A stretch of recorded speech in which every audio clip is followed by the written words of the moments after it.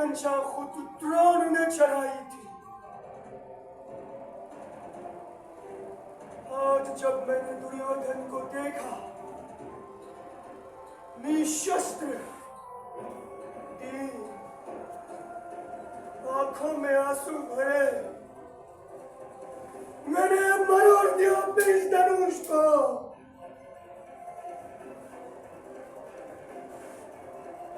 उछले हुए सांप सा भयावह, किंतु शक्तिहीन मेरा धनुष है,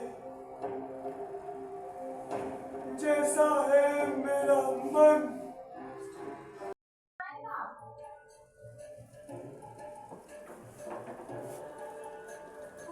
वो बत्रा साहब ने भेजा है, जूनियर आर्टिस्ट सप्लायर बत्रा साहब। वो हमको बोले कि आपको अपने नए नाटक के लिए कोनो हीरोइन चाहिए। हीरोइन नहीं है, क्या चाहिए? हाँ हाँ वही। Thank you. तुम्हें बता नहीं बताया? हाँ हाँ बताया तो था, लेकिन वो हमारी दोस्त है ना फुलझड़ी यादव, आज उसका जन्मदिन था। वो हमरे यहाँ की है, हमरे गांव वाली है हमारी, वो भी जूनियर आर्टिस्ट बा। हाँ हम उसको बोले कि आज हमरा वो बा, क्या कहते हैं उनको, रिहर्सल बा। तो वो हमको बोली कि रिहर्सल तो रोज रोज होता रहेगा, लेकिन दोस्त का जन्मदिन तो रोज रोज नहीं ना होगा, ये खातिर हमको देरी हो गई। दादा रेस्ट में एक पीजी रूम बा, वहीं रहते 6 लड़की के साथ। 10 दिन। इससे पहले कभी नाटक किया है? हाँ किया है ना, गांव की रामलीला टोली में वानर सेना का हिस्सा बने थे। बोलो सियापति रामचंद्र की जय। साहिरा तुम मुंबई में हीरोइन बनने की है, नाटक में काम करके क्या मिलेगा? सच बताएं तो हमको भी नाटक वाटक करने कोनो शौक नहीं है, हमको तो सिनेमा के बड़े पर्दे पर ही आना है। लेकिन वो बत्रा साहब हमको बोले कि नाटक के कलाकारों को फिल्मों में बहुत जल्दी मौका मिल जाता है। वैसे एक बात बोलो, हमको बोले कि नाटक करने से बहुत कुछ सीखने को मिलो। सखिया गई बा बत्रा, हमको मालूम नहीं, हमको कछु सीखने की जरूरत नहीं बा, हमको सब कुछ आवत है। मैं सब कुछ आता है? हाँ क्या बात है।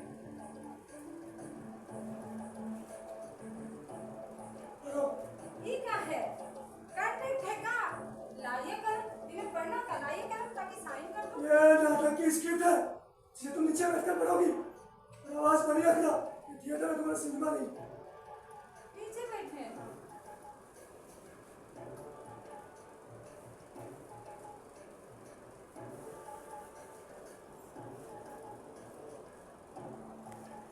आधे अधूरे, लेखक मोहन राकेश जोड़ी है का सलीम जावेद जैसा? नहीं, एक ही आदमी का नाम है। लेखक मोहन राकेश। अरे साला, बिना सरनेम के ही लेखक बन गया। ऐसे नाम आधे अधूरे, इसलिए आधे अधूरे नाटक लिखता है का?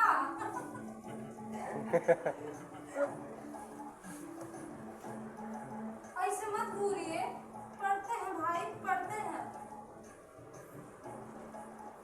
फिर एक बार, फिर से वही शुरुआत। शुरुआत।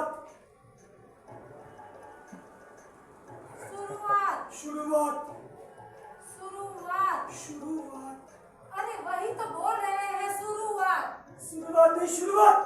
शाह शुरुआत।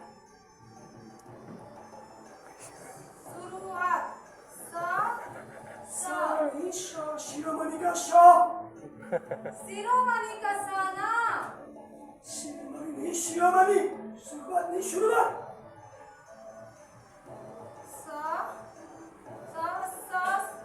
तुम सबूत का सा बोल रही हो, मुझे शिरोमणि का शाह सुनना है।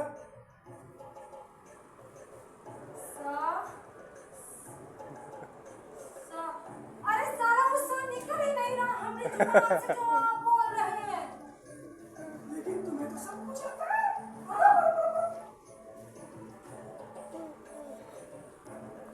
मैं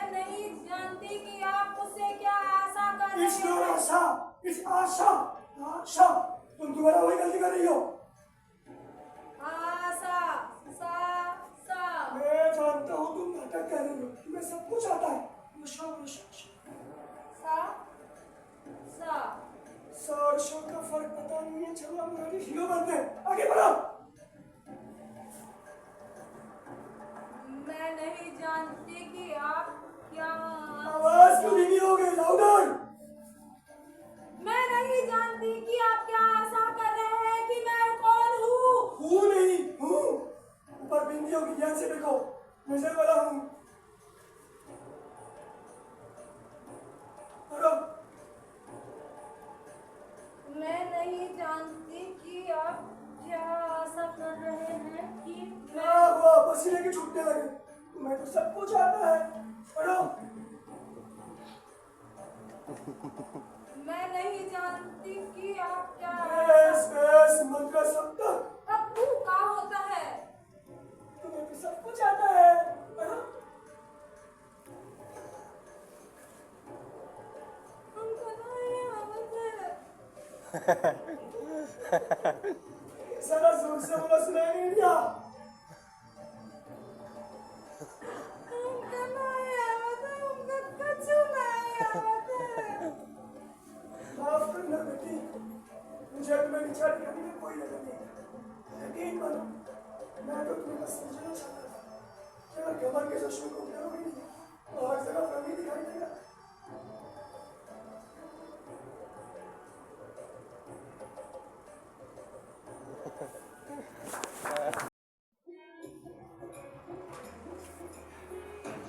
रुको रुको रुको, ये कोई तरीका है चलने का? एक बात ध्यान रखना, तुम्हारी चाल करेक्टर के अनुरूप होनी चाहिए। इधर अलग तो तुम्हारी चाल अलग, पर हमेशा एक बात याद रखना, जिस दिशा में हम आगे बढ़ना है सबसे पहले उस दिशा का आगे बढ़ना। कैसे? डायोजन है, उतना दिशा का सबसे पहले आगे।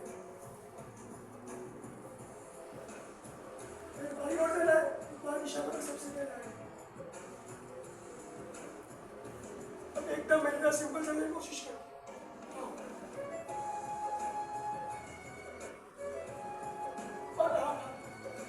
एक बात अगर आप भूलेंगे, ऐसे कभी कभी बिल्कुल नीचे और ऊपर मत देखा करो। आंखों में आंखें डालना सीखो।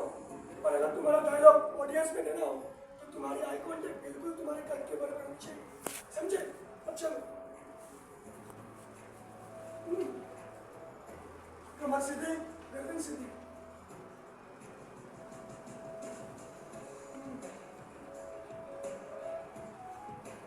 ठीक है, ठीक है, ठीक है। स्किप लो, पढ़ो।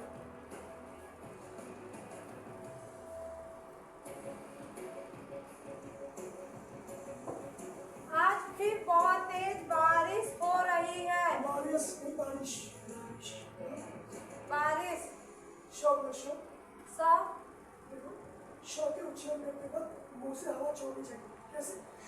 श, श, श। सा हाँ, बिल्कुल। सा हाँ, एक बार और। सा। Very good. बोलो बोलो, अभी बोलो।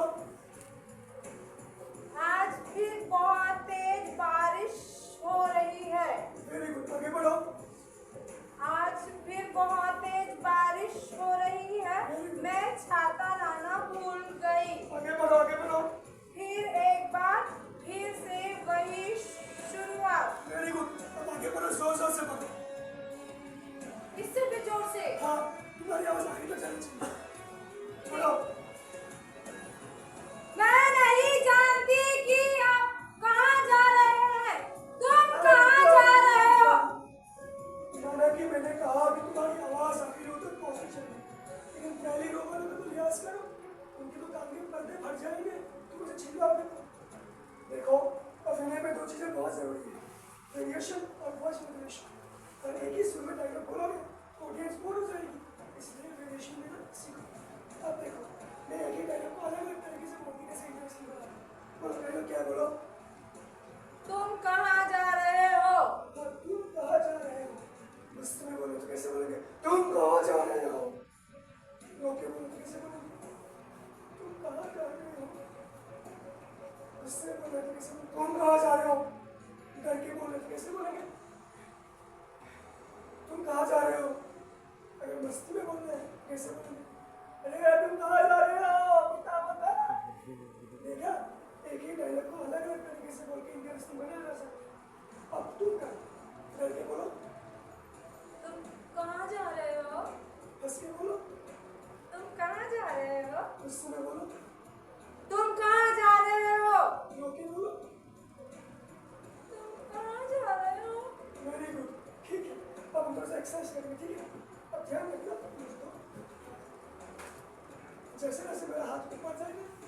आवाज़ ऊपर रहनी चाहिए। जैसे जैसे मेरा हाथ नीचे जाएगा तुम्हारी आवाज़ नीचे रहनी चाहिए, ठीक है? ऐसे करना है।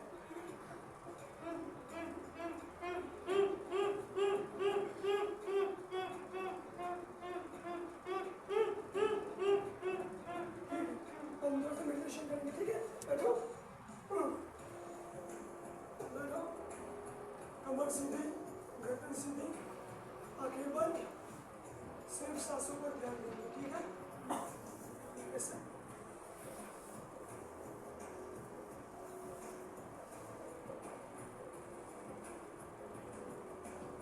हेलो,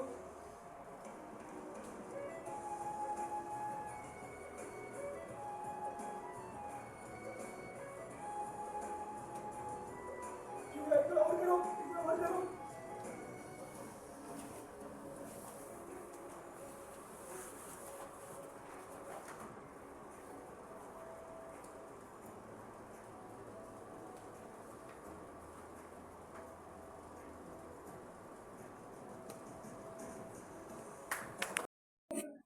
लेकिन फिर भी गुरुजी। बस बस, अब सुनो, आज शाम को जब आओगी तो नजर अलग इसके ऊपर दिखा ना, मैं तुम्हें नजर अलग दिखा दे रहा हूँ। गुरुजी, इतना इतना मुश्किल किरदार हमसे होगा? अरे, मुझे तुम पर पूरा विश्वास है, इस किरदार को न्याय सिर्फ तुम ही दे सकते हो। और बेटी, तुम इतना कुछ सीखने के बाद भी घमंडी नहीं हुई, अपने आप को नौसिखिया गिनती, तो मुझे पूरा विश्वास है तुम पर। और ये अभ्यास जारी रखना, क्योंकि ज्ञान एक विशाल समुद्र की तरह है। अगर इसमें रोज उत्सुक होकर धोखे लगाओगे, रोज एक नया धोखे हाथ लगेगा, और समुद्र के किनारे बैठे रहोगे तो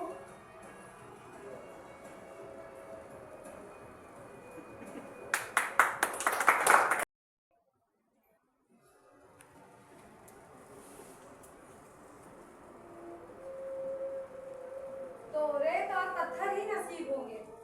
मैं आपसे हमेशा एक सवाल पूछना चाहती थी गुरुजी। मेरा रवैया, मेरा हुलिया, मेरी जुबान सब एक जानवर से भी बदतर थी, फिर भी आपने मुझे अपने ग्रुप में शामिल किया। तुम्हारी एक बात मुझे बहुत पसंद आई थी, ईमानदारी।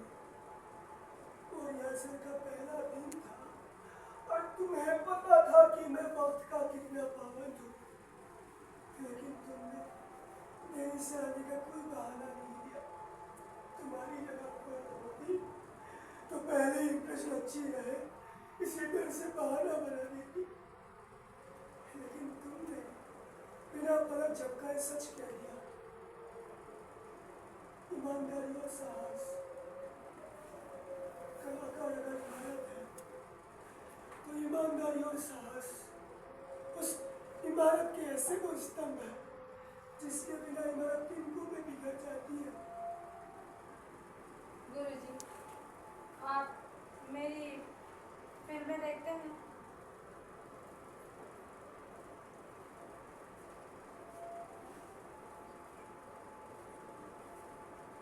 आप कब तक नाराज हैं मुझसे? आखिर कब तक आप मुझसे नाराज रहेंगे?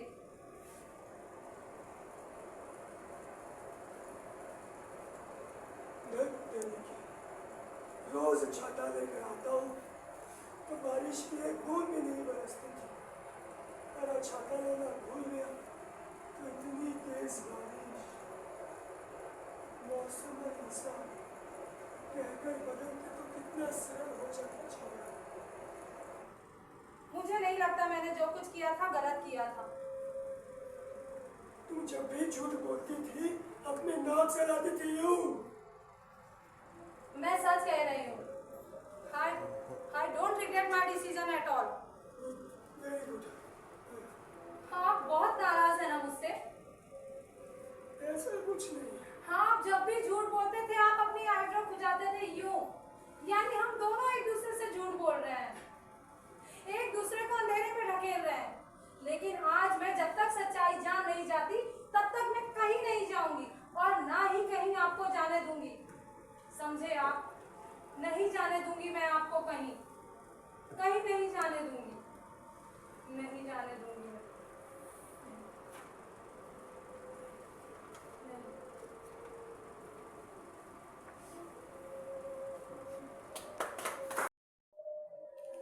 जाने दूंगी पापा। बेटी मुझे जाना होगा। नहीं पापा, मैं आप लोग को कहीं नहीं जाने दूंगी। It's not birthday today. बेटी तुम समझती क्यों नहीं हो? अगले महीने शो है और जो लड़की उम्र से ज्यादा किरदार कर रही है वो बिल्कुल नहीं है। काफी सारी पॉलिशिंग करना बाकी है उस पर। पापा,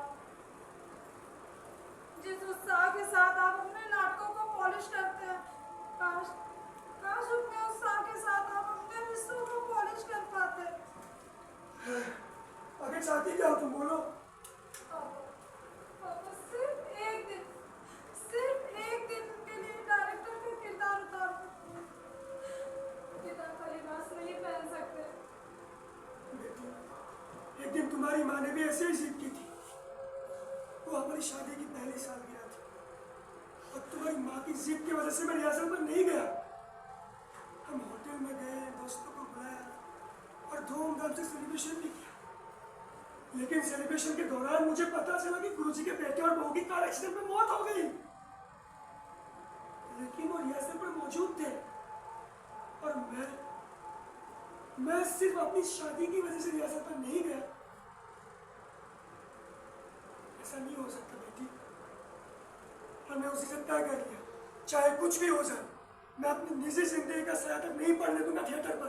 पापा, आपके निजी जिंदगी का साया थिएटर पर नहीं पड़ता, लेकिन आपके थिएटर का साया आपकी निजी जिंदगी पर पड़ता है। उसका क्या? बेटी तुम समझती क्यों नहीं हो? खटखटाना बेकार है। मुझे पता था आप मेरा सवाल टालेंगे, इसीलिए मैंने मेरे बॉडीगार्ड से पहले ही कह दिया था कि जैसे ही नट सम्राट महाशय मंच पर प्रवेश करें, हॉल को बाहर से ताला लगा देना। मुझे पूरा यकीन है कि जब तक आप मुझे मेरे सवाल का जवाब नहीं देंगे तब तक मैं दरवाजा नहीं खुलवाऊंगी। नहीं, तुम ऐसा नहीं कर सकती मेरे साथ। तुम मुझे ऐसे कैद करके नहीं रख सकती। दरवाजा खुलवाओ, मैं तुमसे बात कर रहा हूँ। दरवाजा खुलवाओ। ये कैसा पागलपन है तुम्हारा? दरवाजा खुलवाओ, दरवाजा खुलवाओ। 2 मिनट में दिमाग फटने लगा आपका। 10 साल से कैद हूं मैं। जंजीर बनकर जकड़ रखा है इस सवाल ने कि आखिर ऐसे कौन सा गुनाह मैंने किया था जिसकी वजह से आज तक आप मुझसे खफा है। वैसे इस वक्त हम दोनों कैद हैं। हाँ, आपकी कैद जिस्मानी है और मेरी कैद दिमागी, और दिमागी कैद बहुत खतरनाक होती है। जिस्मानी कैद में तो आपको एक काल कोठरी में बंद किया जाता है, जबकि दिमागी कैद में तो पूरी दुनिया ही काल कोठरी बन जाती है। कहीं सुकून नहीं मिलता। छुटकारा चाहती हूँ मैं आपकी इस कैद से। छुटकारा। आप मुझे रिहा कर दीजिए, मैं आपको रिहा कर दूंगी। रिहा? तुम्हें रिहा चाहिए? तुम्हें रिहा चाहिए? तुम्हें पता है मेरा पोता मंदार का ट्यूशन कहाँ है? बहराम बाग के बगल में एक बहुत ही पुरानी और झुकी हुई इमारत है, 4 माले में। 4थे माले में मंदार का ट्यूशन है। शुरू में मैं मंदार की उंगली थामकर 4 माला चढ़ जाता था, लेकिन 4था माला आते आते मेरे घुटने जवाब दे देते थे। लेकिन मैं अपनी मुस्कान जो कि तो रखता था ताकि मंदार को गिल्टी फील ना हो। लेकिन मंदार सब कुछ भाप लेता था, क्योंकि जो रुदन दिखाई और सुनाई नहीं देता और सामने वाले को और अधिक गहराई से स्पर्श कर जाता है। मंदार को भी कर गया। कुछ दिन बाद मंदार ने मुझे 4 माला चढ़ने से साफ मना कर दिया। अब वो अकेला 4 माला चढ़कर ट्यूशन पहुंचता है और ट्यूशन की छत के बालकनी पहुंचकर मुझे गुड बाय करता है। Goodbye, goodbye. Kind of confirmation that I have reached safely.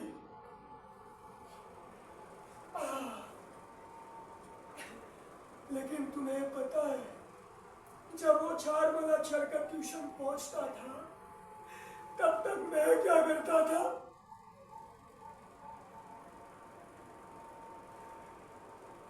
टकटकी बांधकर एक टक सीढ़ी को देखता रहता था, एक टक, और सोचता था कि जो लोग इस सीढ़ी का इस्तेमाल करते हैं, उनके लिए सीढ़ी क्या है? एक निर्जीव ढांचा जिस पर पैर रखते वक्त कोई उसकी पवित्रता और भावनाओं के बारे में नहीं सोचता। ये सब सोचने के बाद मेरे दिमाग में सबसे पहली तस्वीर तुम्हारी आती है, क्योंकि तुमने भी थिएटर का इस्तेमाल किया सीढ़ी की तरह, राजी खुशी नहीं, बल्कि इसलिए क्योंकि कोई जरिया नहीं था मंजिल तक पहुंचने का। हाँ, थिएटर तुम्हारे लिए सीढ़ी थी जिस पर पैर रखते वक्त कोई उसकी पवित्रता के बारे में नहीं सोचता। जहन में होती है सिर्फ मंजिल, हर एक पर मंजिल पहुंच जाए, फिर उस सीढ़ी से हमेशा के लिए मुंह मोड़ लिया जाता है, हमेशा के लिए।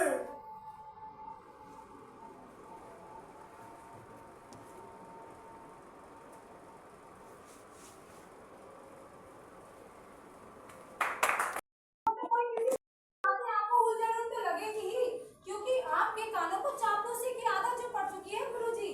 आप महान हैं, आप जैसा ज्ञानी कोई है ही नहीं, महान माय फुट। देखो, मैं तुम्हारे रग रग से वाकिफ हूँ, ये ख्याल तुम्हारे नहीं है, जरूर तुमको किसी ने भड़काया है। कितना विश्वास है ना आपको कि मैं इतनी आत्मनिर्भर हो ही नहीं सकती कि मेरे निजी ख्यालात भी हो सके। बस तानाशाही करनी है आपको। नियमों की गंध इतनी फैला रखी है कि सांस लेना भी मुश्किल हो जाता है। सिर्फ वही नाटक पढ़ो जिसे मैं सुझाव करता हूँ, सिर्फ वही गाने सुनो जिसे मैं सुझाव करता हूँ, सिर्फ वही लिटरेचर पढ़ो जिसे मैं सुझाव करता हूँ, और मेरे सामने फिल्मों का नाम लेना भी मना है। और आपके रिडिकुलस एक्सपेक्टेशंस, बॉलीवुड और टेलीविजन इंडस्ट्री से जबरदस्ती नफरत करो। रिहर्सल के घंटों बाद तक किसी फिल्मी एक्टर के खिल्ले उड़ाओ और किसी थिएटर महारथी की गाथा गाओ।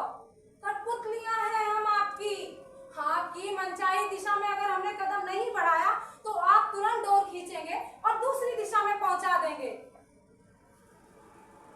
मैं जानता हूँ, मेरा रवैया तुम लोगों को कभी कभार वाहियात लगता है। एक बात कहूँ, मैं भी सोचता हूँ कि तुम लोगों को ऐसे बांध कर ना रखूं, लेकिन फिर सोचता हूँ कि तुम लोगों को ऐसे खुला कैसे छोड़ दूं मैं। मैंने अपनी जिंदगी के बहुत समय गलतियां करने और उसे सुधारने में गवा दिया है। तो हमें भी गलतियां करने दीजिए ना, वो गलतियां हैं इसका पता हमें भी चलने दीजिए ना। आप घर से पैसे चुराकर मुंबई आए थे, आपने 5 साल दारू और कोकेन में बर्बाद किए, शादीशुदा होने के बावजूद आपने दूसरी शादी की, सब कर गुजरने के बाद आपने फकीरी अपनाई, और हमें गलतियां तक करने की छूट नहीं। मैं और नहीं सह सकती आपको, नहीं। अरे मेरी बात तो सुनो, अरे मेरी बात तो सुनो, अरे मेरी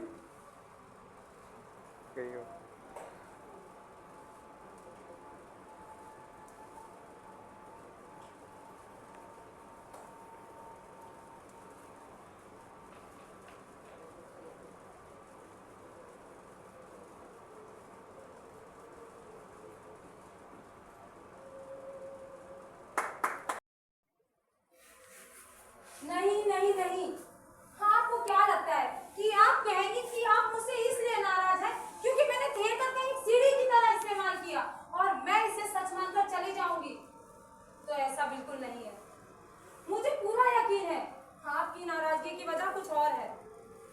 और मुझे पूरा यकीन है कि जो कुछ भी तुमने उस दिन कहा था, वो किसी के दबाव में आकर कहा था, वो तुम्हारे ख्यालात नहीं थे। अगर आपको लगता है कि उस दिन मैंने जो कुछ भी कहा था किसी के दबाव में आकर कहा था, तो आपकी सोच बिल्कुल सही है। वाकई मुझे आपसे नाता तोड़ने के लिए उकसाया गया था। किसने उकसाया था तुम्हें? आपके सवाल का जवाब मेरे पास है और मेरे सवाल का जवाब आपके पास। और तुम मेरे सवाल का जवाब तब तक नहीं दोगी जब तक मैं तुम्हारे सवाल का जवाब ना दे दूं। जो तू मेरी डफली बजाए, मैं तेरा राग अलापूं। Yes, you scratch my back and I scratch yours. Sounds more sophisticated. आप हंस क्यों रहे हैं? जिसके मुंह पर लवली डार्लिंग गुटका हुआ करता था, आज वो सोफिस्टिकेशन की बातें कर रही है। हुआ करता था, अब नहीं है। अच्छा, ये क्या कर रहे हैं आप?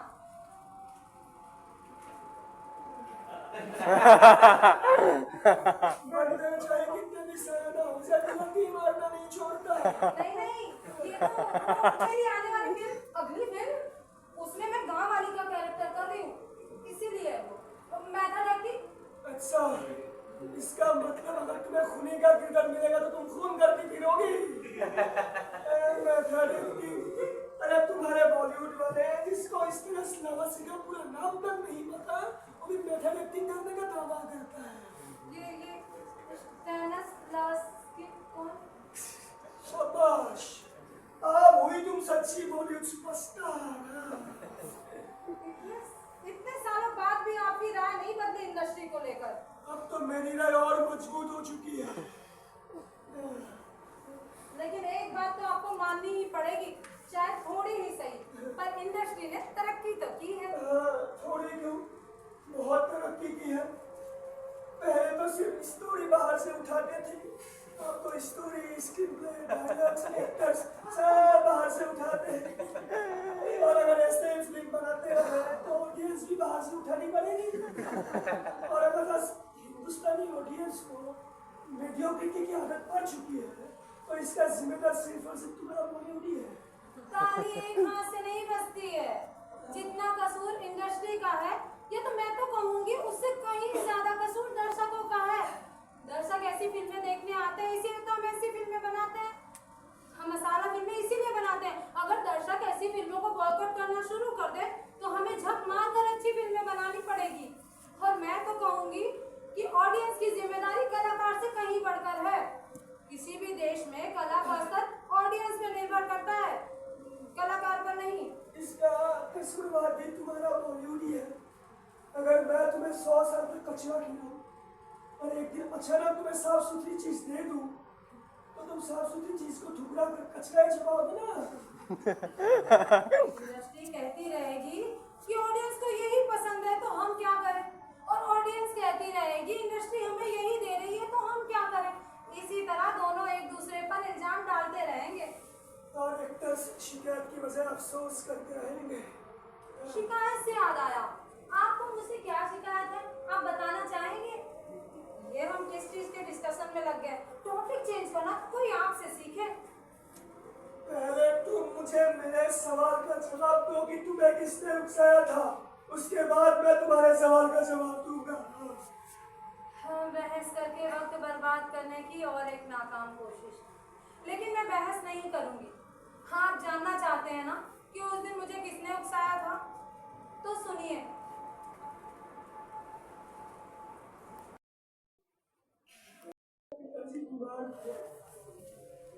इलाज के लिए फौरन पैसे भेजने थे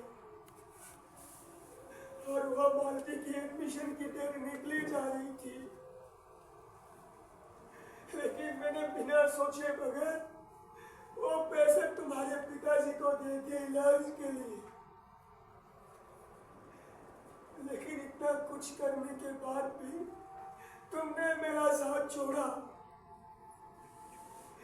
इसलिए मैं तुमसे नाराज था। लेकिन मुझे नहीं पता था कि तेरी ही बेटी ने तुम्हें उकसाया था मुझसे नाता तोड़ने के लिए। मेरे लिए गुरुजी, आपने मेरे लिए अपने बेटी के सपनों की कुर्बानी दी। मुझसे नाता तोड़ने के बाद तुम सीरियल में काम करने लग गई और देखते देखते बॉलीवुड की हीरोइन बन गई।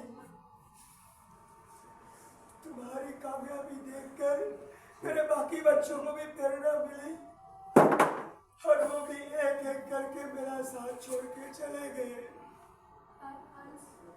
सॉरी गुरुजी। अरे बेटी, माफी तो मुझे मांगनी चाहिए तुमसे। एक बात बताओ, मैंने तुम्हारी मदद क्यों की? अगर वो पैसे मैं तुम्हें दे देता तो वो पैसे तुम गांव भेज देती और तुम्हारे सर से परेशानी हट जाती। तुम थिएटर पर ज्यादा फोकस कर पाते और थिएटर को एक सेवक गंवाना नहीं पड़ता। यानी जब मैंने तुम्हारी मदद की तब मेरे दिमाग में तुम्हारा नहीं थिएटर का ख्याल था। कितना स्वार्थी था मैं। आज अगर मैं स्वार्थी नहीं होता तो मेरी बेटी मालती, तुम, मैं इस जगह पर खड़े नहीं होते। अगर मालती को थोड़ा समय और दे देता तो ये नौबत ही नहीं आती। अगर मालती के सपनों की बलि नहीं चढ़ाता तो ये नौबत ही नहीं आती।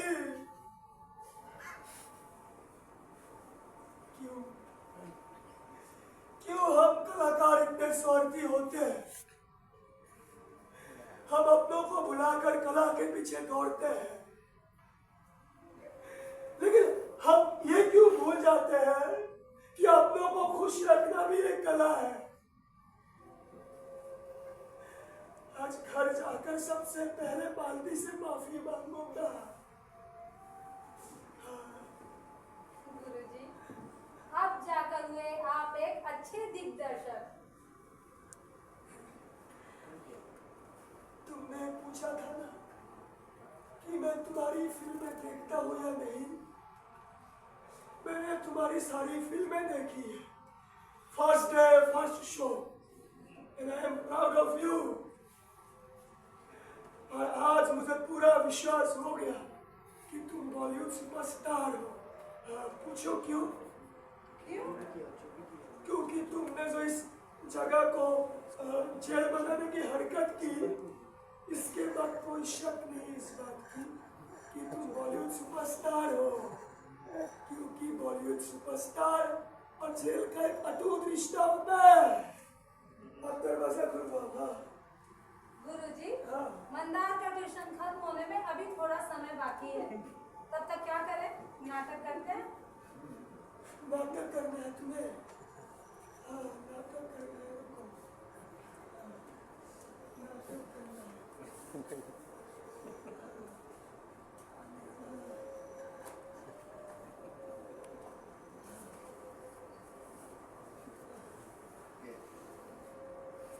ये लो नाटक की स्क्रिप्ट, जिसे तुम नीचे बैठकर पढ़ोगी और आवाज बड़ी रखना। ये थिएटर है, तुम्हारा सिनेमा नहीं। और हाँ, ध्यान रखना, तुम्हारा किरदार है गांव से आई हुई एक लड़की जो बहुत घमंडी है, उसे ठीक से बोलना नहीं आता। हाँ, पढ़ो।